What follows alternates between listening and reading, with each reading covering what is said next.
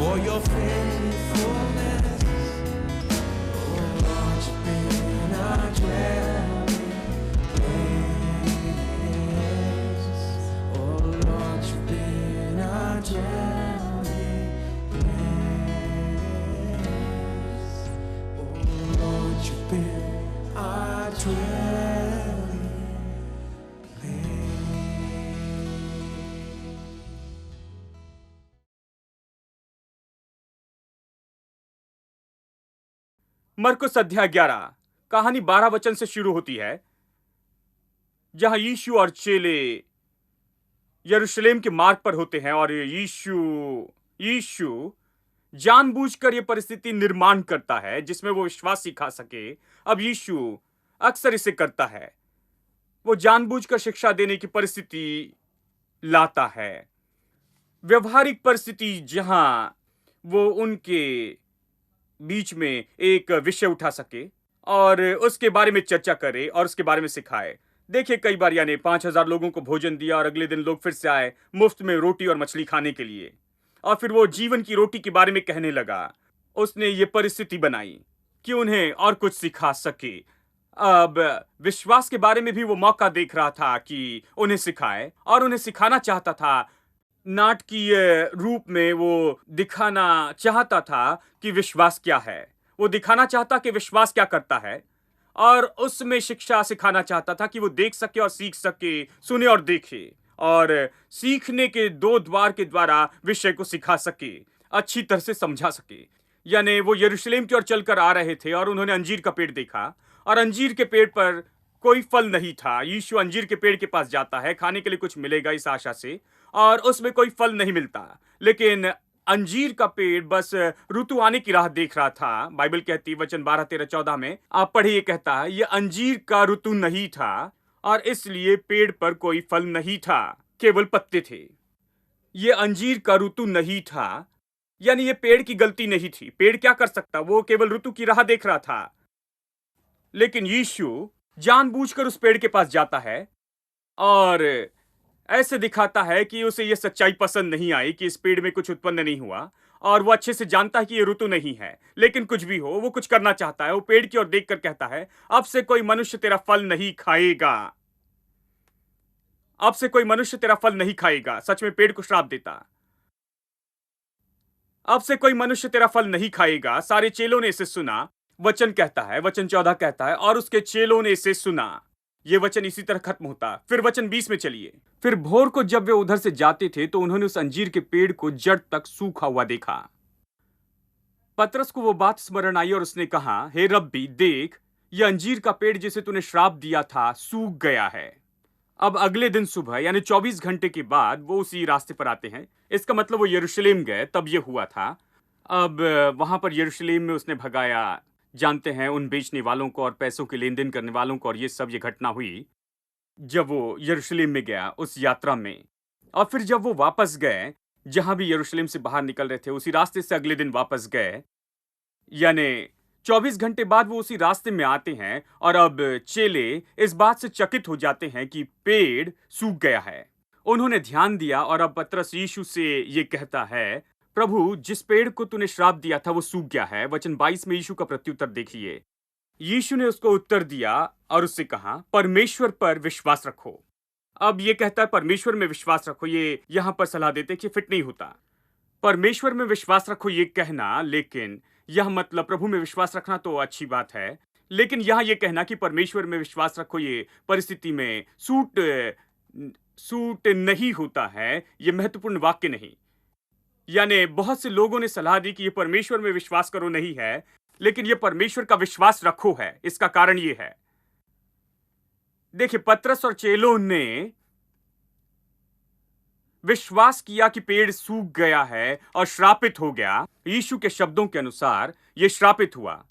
उन्होंने इसे देखने के बाद विश्वास किया, लेकिन यीशु चकित नहीं हुआ, वो चौंक नहीं गया। उसने नहीं कहा कि सुनो, देखो, पेड़ मैंने जिसे श्राप दिया सूख गया, इसे देखो, जानते हैं, देखो क्या हुआ। उसने ये नहीं कहा। चेलों ने ये कहा, चेलों ने ये बात कही। यीशु ने अपेक्षा की थी कि पत्ते मुरझाएंगे। वो जानता था कि जिस पल उसने कहा तो जड़ें सूख जाएगी और पत्तों पर इसका परिणाम देखा जाएगा 1 या 2 दिन में, या शायद उससे ज्यादा समय लगे, इससे फर्क नहीं पड़ता। लेकिन जिस पल उसने ये कहा, ये होने लगा। यीशु ने उस पर विश्वास किया। यीशु ने विश्वास किया कि जो शब्द उसने कहे हैं उसका उस परिस्थिति पर प्रभाव पड़ेगा, उस चीज पर। लेकिन चेलों ने बाहर क्या था वो देखा और फिर विश्वास किया। यही तो परिस्थिति थी। तो यीशु ने सच में कहा कि सुनो, तुम्हारे पास जिस तरह का विश्वास है वो मेरा विश्वास नहीं। जिस तरह का विश्वास मुझ में है, जिस तरह का विश्वास तुम में है, ये दोनों अलग चीजें हैं। जिस तरह का विश्वास मुझ में है, तुम्हारे पास उसी तरह का विश्वास होना चाहिए। इसलिए उसने कहा परमेश्वर का विश्वास रखो, परमेश्वर का सा विश्वास रखो। परमेश्वर में विश्वास नहीं, परमेश्वर का विश्वास। जैसे मैंने विश्वास रखा, कल जब मैंने इसे कहा उसी समय विश्वास किया। मैंने विश्वास किया कि पेड़ सूख गया कल जब मैंने इसे कहा था। तुमने केवल इसे देखने पर विश्वास किया। परमेश्वर का विश्वास रखो। परमेश्वर का विश्वास भरोसा करता है जिस पल यह वचन कहा जाता है यह पूरा हो चुका। यह परमेश्वर का विश्वास है। यानी वो कहता है कि परमेश्वर का विश्वास रखो, इसलिए परमेश्वर का विश्वास अच्छा फिट होता है। यहां पर लॉजिकली यह फिट होता है और यह शिक्षा यहां पर अच्छी फिट होती है। वो कहता है परमेश्वर का विश्वास रखो। तुम्हारा विश्वास उस तरह का विश्वास नहीं होना चाहिए। यह विश्वास नहीं है। देखकर विश्वास करना विश्वास नहीं है, क्योंकि विश्वास का संबंध अदृश्य चीजों से है। विश्वास तो आशा की वस्तुओं का निश्चय और अनदेखी वस्तुओं का प्रमाण है। विश्वास का संबंध अदृश्य चीजों से है। यदि हम इसे देखते तो विश्वास की जरूरत नहीं। आपको विश्वास की जरूरत नहीं कि सैम चलोदर प्रचार कर रहे हैं, आप देख रहे हैं कि प्रचार कर रहे हैं, तो यह विश्वास नहीं है। अब यदि आप कहीं और है और कोई कहता है ये और ये यहां प्रचार करते हैं, तो आप विश्वास करेंगे, ये कहते हैं, क्योंकि आप नहीं देखते हैं। यदि आप देखते हैं तो विश्वास की जरूरत नहीं है। देखना और विश्वास करना एक साथ नहीं है। विश्वास का संबंध अदृश्य चीजों से है। यानी यीशु ने कहा कि परमेश्वर का विश्वास रखो, मतलब वो कहता है मेरे जैसे विश्वास रखो, और वो प्रकट कर रहा था कि परमेश्वर का विश्वास क्या है। और फिर वो कहता है मैं तुमसे सच कहता हूं कि जो कोई इस पहाड़ से कहे तू उखड़ जा और समुद्र में जा पड़, और अपने मन में संदेह न करे वरन प्रतीति करे कि जो कहता है वो हो जाएगा, तो उसके लिए वही होगा जो वो कहता है, जो उसने कहा है। अद्भुत है। वो कहता है अब मैंने इसे किया है, मैंने पेड़ से कहा और पेड़ सूख गया। अब मैं आपको कुछ बताता हूं। जो भी इस पहाड़ से कहे, जानबूझकर सबसे बड़ा उदाहरण देता है। वहां एक पहाड़ होगा क्योंकि उसने कहा जो कोई इस पहाड़ से कहे तो उखड़ जा और समुद्र में जा पड़, और अपने मन में संदेह न करे वरन प्रतीति करे जो कहता है वो हो जाएगा, उसके लिए वही होगा। तो उसके लिए वही होगा जो उसने कहा है। विश्वास के बारे में सबसे पहले हमें यह सीखना होगा, इस संसार में सारी स्वाभाविक बातें जो भी आप देख सकते, इस संसार में आप जो भी देखते हैं स्वाभाविक चीजें, वो तो ऊंची आत्मिक चीजों के नियंत्रण में होती है। इसलिए यीशु ये कह रहा था इस पहाड़ से कहे कि उखड़ जा और ये हो जाएगा। वो तो इसी सत्य के आधार पर ये कह रहा था। क्यों? वो कैसे किसी मनुष्य से कह सकता है कि जो कोई इस पहाड़ से कहे कि तू उखड़ जा और समुद्र में जा पड़, और यदि वो दिल में संदेह न करे तो जो कहता है, जो विश्वास करता है वो होगा, जो ये कहता होगा। ये तो इस सत्य पर आधारित है कि ये सारी स्वाभाविक चीजें, पहाड़ स्वाभाविक चीज है, पेड़ स्वाभाविक चीज है, और जो भी चीजें जो स्वाभाविक है इस स्वाभाविक संसार में, वो तो आत्मिक चीजों के वश में हैं। आत्मिक चीजें तो महान क्रम की हैं, वो स्वाभाविक चीजों से महान हैं। इसलिए जब आप पहाड़ से कहते हैं, आप क्या कर रहे हैं? आप ऊंचे क्रम में इन चीजों का उपयोग करते हैं। आप अपना मुंह खोलकर कहते हैं। आपका मुंह स्वाभाविक है, जीभ स्वाभाविक है, शरीर स्वाभाविक है, आपका गला स्वाभाविक चीज है, लेकिन आप उससे जो वचन कह रहे हैं वो परमेश्वर का वचन है, अनंत काल का प्रभु। ये परमेश्वर से आता है। आप प्रभु का वचन कहते हैं, जबकि अनंत काल का है, जबकि यह आत्मिक है, यह आत्मिक क्षेत्र का है, तो इसका हर स्वाभाविक चीज पर अधिकार है। सारी स्वाभाविक चीजें तो आत्मिक चीजों के अधीन हैं। आत्मिक चीजें तो ऊंचे क्रम की है। कारण तो सरल है, सारी स्वाभाविक चीजें आई केवल बाद में, निश्चित समय और वक्त पर। परमेश्वर वहां था। परमेश्वर आत्मा है, वो शुरू से है। उसने सब कुछ बनाया है। सब कुछ आत्मिक से स्वाभाविक में आया है। आत्मिक तो स्वाभाविक होने के पहले से था, जबकि स्वाभाविक को आत्मिक द्वारा बनाया गया है। आत्मिक तो स्वाभाविक से बहुत महान है। बनाई हुई चीज तो उससे बड़ी नहीं हो सकती जिसने उसे बनाया है। तो आत्मिक चीजें महान हैं।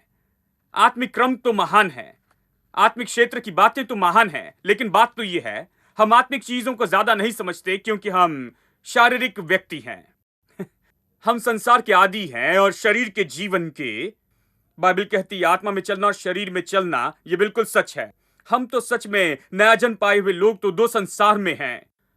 यीशु ने निकोदेमुस से कहा तुम्हें नया जन्म पाना होगा। उसने कहा मैं कैसे नया जन्म पा सकता हूं? मैं इतना बूढ़ा हो गया, मैं अपनी माता के गर्भ में कैसे जा सकता हूं और फिर से जन्म लूं? यीशु ने कहा नहीं, मैं वो नहीं कह रहा। जल और आत्मा से जन्म लेना होगा। जल तो स्वाभाविक जन्म के बारे में कहता है क्योंकि बच्चा यानी गर्भ में पानी होता है, और आत्मा तो नए जन्म के बारे में यहां पर पवित्र आत्मा का काम है। यानी हर व्यक्ति जो स्वाभाविक रूप में जन्म लेता वो आत्मिक रूप में जन्म लेना चाहिए। वो इसी के बारे में कहता कि जो शरीर से जन्मा है वो शरीर है, जो आत्मा से जन्मा है वो आत्मा है। तो वो निकोदेमुस से कहता है तुम स्वाभाविक में जन्मे हो, क्या आत्मा में जन्मे हो? नया जन्म पाया है? यदि तुमने नया जन्म नहीं पाया तो तुम परमेश्वर के राज्य में प्रवेश नहीं कर सकते। तुम परमेश्वर के राज्य को नहीं देख सकते। यह आदमी आत्मिक रूप के जन्म के बारे में कुछ नहीं जानता था, और वो फरीसी था, यहूदियों का शिक्षक था, और इसके बारे में कुछ नहीं जानता था। यीशु तो आत्मिक चीजों के बारे में कहता रहा, और यह आत्मिक चीजों के बारे में नहीं समझ सका क्योंकि वो इतना पृथ्वी के मन का था। उसने सारी चीजों को केवल समझ के ज्ञान से समझना चाहा, और केवल देखी जाने वाली चीजों को समझ सका, वो आत्मिक बातों को नहीं समझ सका कि कैसे हम नया जन्म पा सकते हैं पवित्र आत्मा के काम के द्वारा, हम कैसे नए बन सकते हैं, सच में नए व्यक्ति बन सकते हैं। वो इसे नहीं समझ सका। वो समझना उसके लिए बहुत मुश्किल था। हम सबको परेशानी होती है, लेकिन बात तो यह है कि हम सब ने नया जन्म पाया। क्या आपने नया जन्म पाया है? कितने लोग यहां पर नया जन्म पाए हुए हैं? और यदि आपने नया जन्म नहीं पाया दोस्तों, तो फिर से ये ऐसा नहीं कि आप इसे कर सकते हैं। नहीं, ऐसा नहीं कि आप जाकर कुछ करते हैं, आप जो चाहे कर सके, इसके कारण नया जन्म नहीं पा सकते। नया जन्म तो होता है पवित्र आत्मा के कार्य और काम के द्वारा। देखिए, और यह आपके साथ हो सकता है यदि आप अपना दिल खोलते और यीशु को प्रभु और उद्धारकर्ता स्वीकार करते और पवित्र आत्मा को अनुमति देते हैं कि नया व्यक्ति बनाए। वो आपको नया व्यक्ति बनाएगा और आप नया जन्म पा सकते। आत्मिक रूप में आप सच में फिर से नया जन्म पा सकते हैं, नया जन्म पा सकते हैं। लेकिन फिर नया जन्म के बाद हमेशा समस्या होती है, क्योंकि अब शारीरिक व्यक्ति है जो इस संसार में रहते हैं, और साथ ही आप आत्मिक व्यक्ति हैं, नया जन्म पाया है, परमेश्वर की संतान है, प्रभु से जन्मे हैं। इस पृथ्वी पर आपके माता पिता है, लेकिन फिर स्वर्ग में पिता है। आप दो अलग संसार के हैं कहा जाए तो सच में, और आपको मुश्किल होती है इन बातों को जोड़ने में कई बार, और दोनों का फर्क समझना मुश्किल होता है। कई विश्वासी को मुश्किल होती है, इसलिए बहुत से लोग केवल आत्मा में चलने के बजाय शरीर में चलते हैं।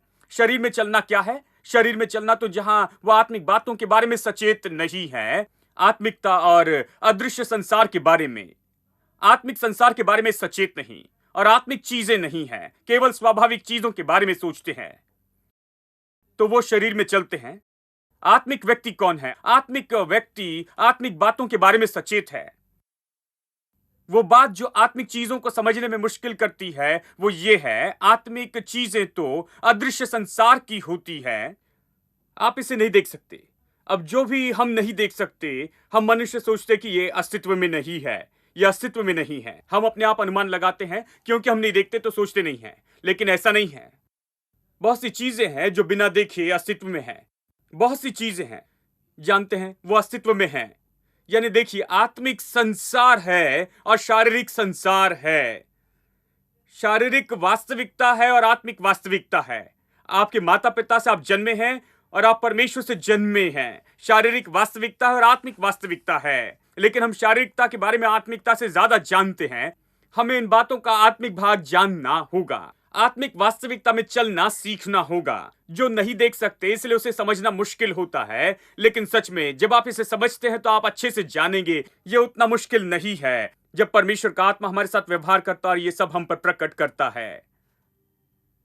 अब मेरे साथ निकाले दूसरा कुरिन्थियों अध्याय 4 वचन 17 और 18। क्योंकि हमारा पल भर का हल्का सा क्लेश हमारे लिए बहुत ही महत्वपूर्ण और अनंत महिमा उत्पन्न करता जाता है, और हम तो देखी हुई वस्तुओं को नहीं परंतु अनदेखी वस्तुओं को देखते रहते हैं। देखिए, आप इन वचनों को नहीं समझ पाएंगे यदि आप नहीं जानते दो संसार हैं।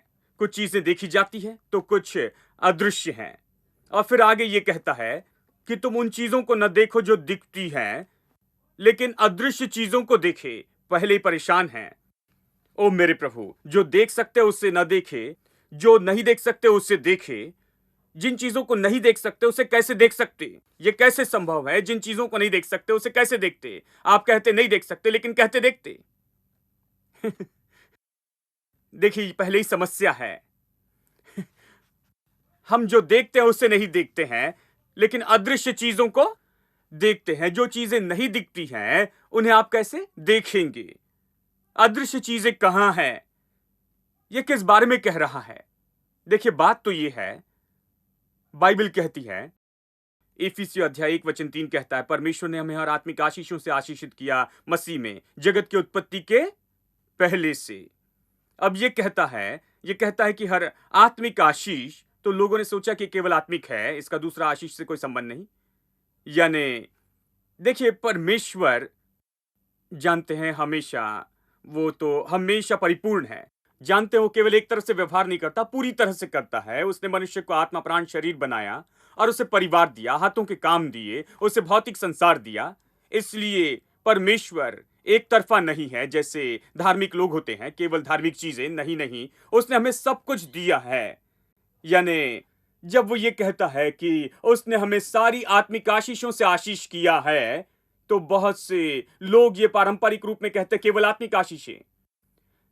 लेकिन मेरे लिए विश्वास करना मुश्किल है। ये तो यही कह रहा है, ये आत्मिक क्षेत्र में अस्तित्व में थी आशीषें, हर तरह की आशीष जिसका संबंध आत्मा, प्राण, शरीर, परिवार, धन और हमारे हाथों के कामों से है, और हमारे जीवन के हर एक क्षेत्र में आशीष से है जो हमें दी गई है। वो तो हमें दी गई है, आत्मिक क्षेत्र में दी गई है, और ये हमारे लिए आत्मिक क्षेत्र में जमा करके रखी गई है। इसीलिए ये आत्मिक आशीष कहते हैं। ये आत्मिक क्षेत्र में क्यों रखी गई थी? क्योंकि देने के लिए पृथ्वी का क्षेत्र नहीं था, क्योंकि जगत की उत्पत्ति के पहले से ये चीजें तैयार की गई थी।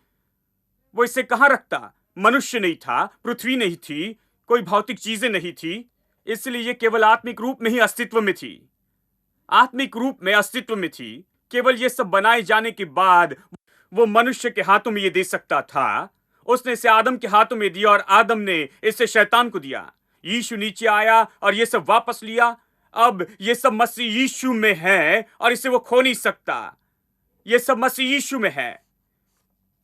देखिए, ये आत्मिक क्षेत्र में है, लेकिन बात तो ये है कि जो आत्मिक क्षेत्र में उसे आपको लाना है, पृथ्वी के क्षेत्र में आपको वो सारी आशीषें लानी है जो नियुक्त है और आत्मिक रूप में रखी गई है, और उसे पृथ्वी पर ट्रांसफर करना है।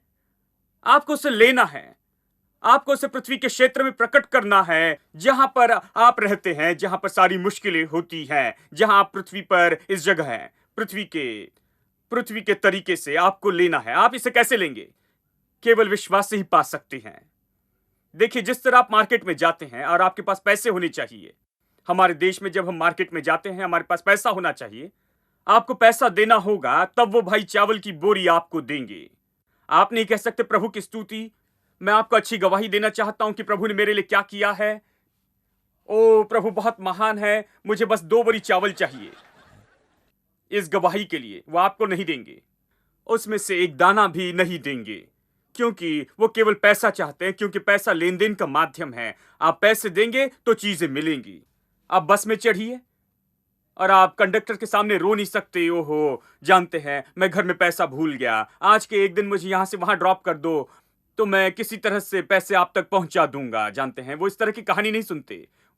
वो कहते हैं पैसे दो या नीचे उतरो, मैं आपको नहीं ले जा सकता। क्या आप विश्वासी हैं? हाँ विश्वासी हूं, इसीलिए नीचे उतर जाओ।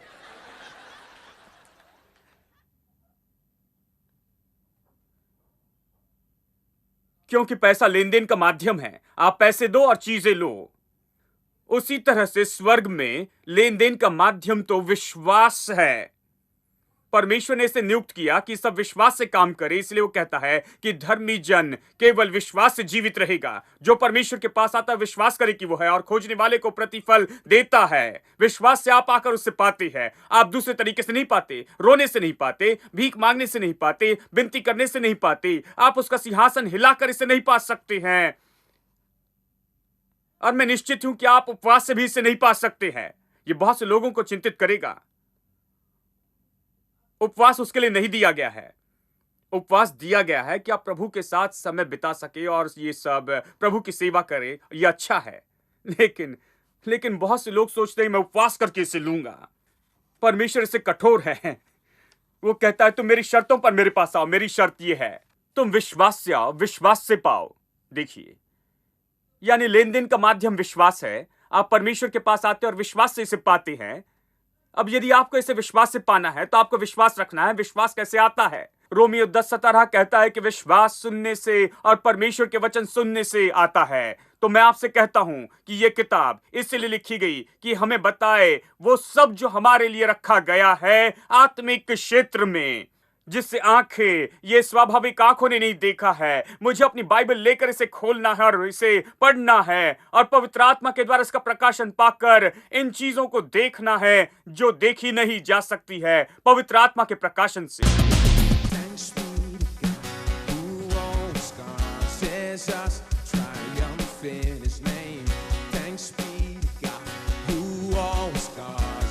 causes us to win. Yeah, thanks be to God who always causes us to triumph in His name. Thanks be to God, thanks be to God. We have overcome. Hallelujah, hallelujah. We have overcome by the power of your name. Jesus, you're the one. Hallelujah, hallelujah. The one who made a way for us to triumph in His name. Oh, oh, oh, oh, oh, oh, oh. Thanks be to God who always causes us to triumph in His name. Thanks be to God who always causes us to win. Yeah. Thanks be to God who always causes us to triumph in His name. Thanks Clap our hands and sing. Thanks be to God. We have overcome. Hallelujah, hallelujah. We have overcome by the power of your name. Jesus, you're the one. Hallelujah, hallelujah. The one who made a way for us to triumph in the name. Oh, oh, oh,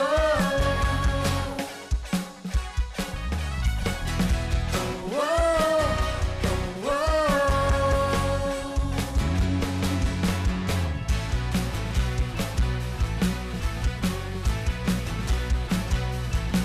We got the victory.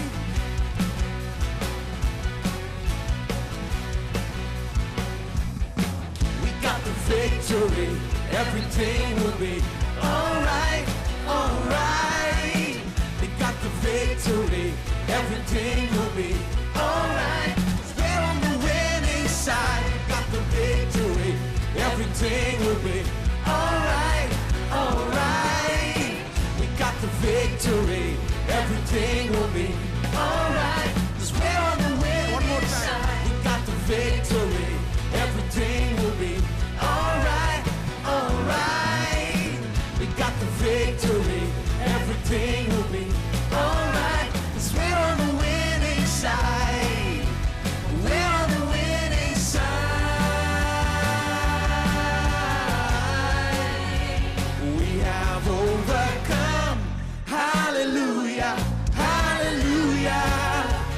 We have overcome by the power of your name. Jesus, you're